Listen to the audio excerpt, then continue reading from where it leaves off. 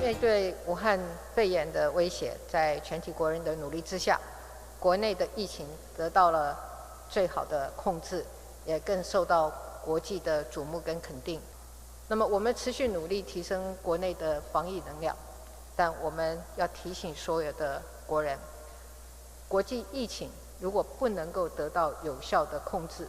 整体的疫情就永远不会结束，台湾也依然身处险境。前一个阶段我们组好了国家队，在这个阶段我们要打国际杯，跟其他的国家一同做区域联防，全面抗疫。而当各国面对疫情扩散急需协助的此刻，基于人道的考量，台湾绝对不能袖手旁观。我们愿意在口罩、药物、技术这3个项目对国际社会提供协助。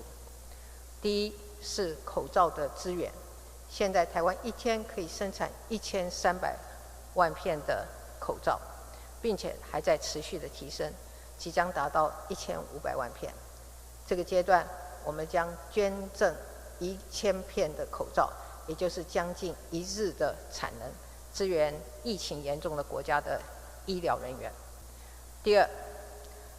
是药物的资源，有些国家的临床研究认为奎宁有助于轻症患者的治疗，因此政府已经请厂商提高奎宁的产量，对有需要的国家给予适当的支持。第三是技术的资源，我们分享目前国内利用大数据分析的电子检疫系统，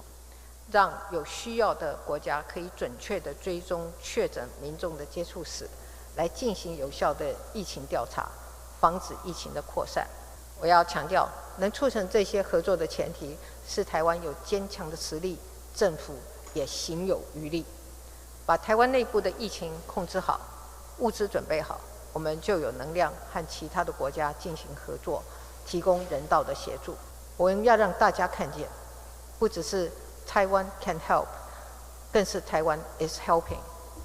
我们更要展现，在面对全球疫情的挑战下，台湾是世界联手防疫不可或缺的一员。那么面对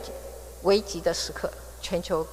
各国应该团结起来，展现人性互助的一面，来合力对抗病毒。在这场防疫作战中，台湾愿意发挥关键的影响力，跟国际社会携手共度难关。谢谢。